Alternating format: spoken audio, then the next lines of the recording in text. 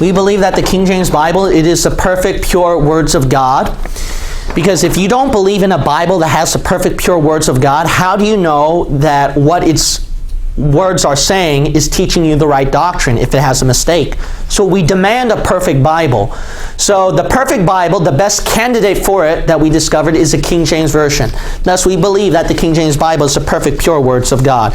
But they claim that the KJV has many errors, and here's one of the errors of the King James Bible. So what they would like to do is that they would like to use Greek and Hebrew to quote some errors of the King James Bible.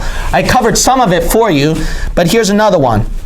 I'm not sure if I'm writing this correctly in Greek, so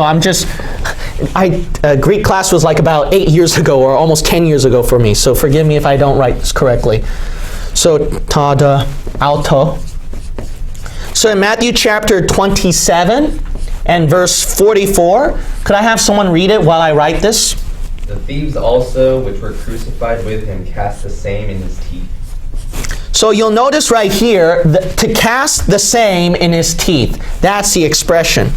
So to cast the same with his teeth, they say that that's an error in the King James Bible. You know why? Because to cast the same in his teeth is not translated from this Greek expression.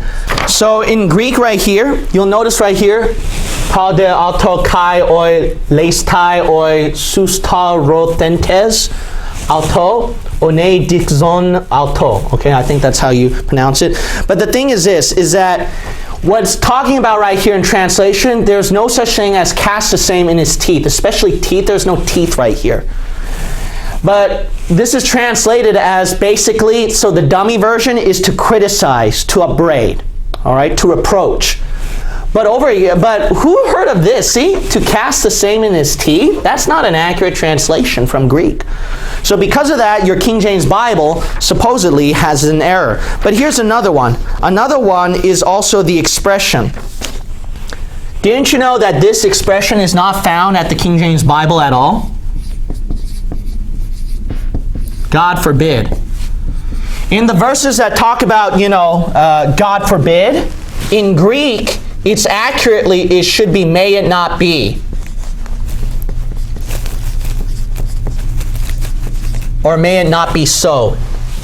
So however way it's translated as, this is like an approximate translation.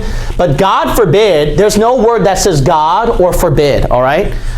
So these expressions right here is not found anywhere in the Greek. So the KJV, it made inaccurate translations, you'll notice. The King James Bible, it made inaccurate translations. So the modern Bibles are more correct because it doesn't give these kind of expressions. But see, that's the problem. They don't understand this. The King James Bible, this is the key answer to answer many Greek and Hebrew arguments. So this is something you want to pay attention to. When they find Greek and Hebrew errors in the King James Bible, one of the best arguments to defend the King James Bible, which scholars don't think about, the King James Version, let me ask you this question. Is the King James Version a Greek Bible or a Hebrew Bible or an English Bible? It's an English Bible, right? It's like a duh. It's like a duh question, okay? So it should be English. It's not Hebrew. It's not Greek. Now, English literacy that time is very different from today, yes? English scholars all admit this too. They all admit the best English language that time was during the time of the Shakespeare, the time of the King James Version. So what's funny is that I mentioned this before in my other videos, but in case other people have not heard this, is that when I was attending class in Berkeley, when we went to Genesis 1:1, you know what the English scholars automatically did? They criticized Genesis 1:1 in the modern Bibles. And they praised the King James Version instead. You know why? Because the English wording is very watered down, powerless, weak. It's not rich. But the King James Version, because it has such rich Shakespearean English, that Elizabethan English, it's so rich and powerful. So because of that, that's why you will see these expressions. That's why, what do you hear English scholars doing when you read Shakespeare? Don't change the writing of Shakespeare. Don't do it, don't do it. Why? It would be easier to dumb it down so people can understand. No, because then you get rid of the rich English literacy and the interpretation, rich meanings behind it, right?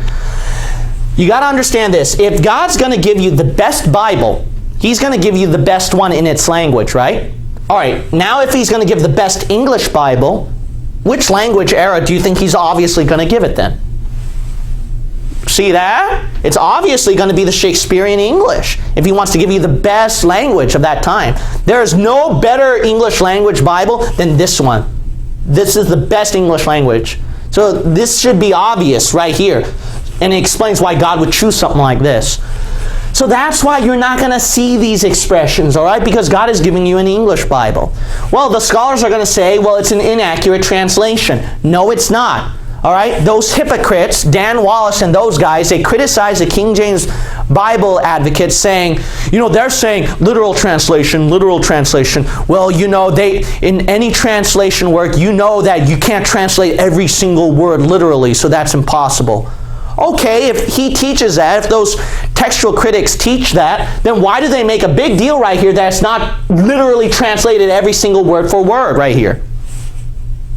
You know what it's translated as? It is an accurate translation. It's not literally every single word, obviously, but it means the same thing. You know why? Okay, so let's take the expression God forbid right here. You know what God forbid means? So this is found at Collins Dictionary 1819. God forbid, may it not happen. See that? But what sounds more English rich, English strong? This one or this one? See, this one. That's why this is a better wording.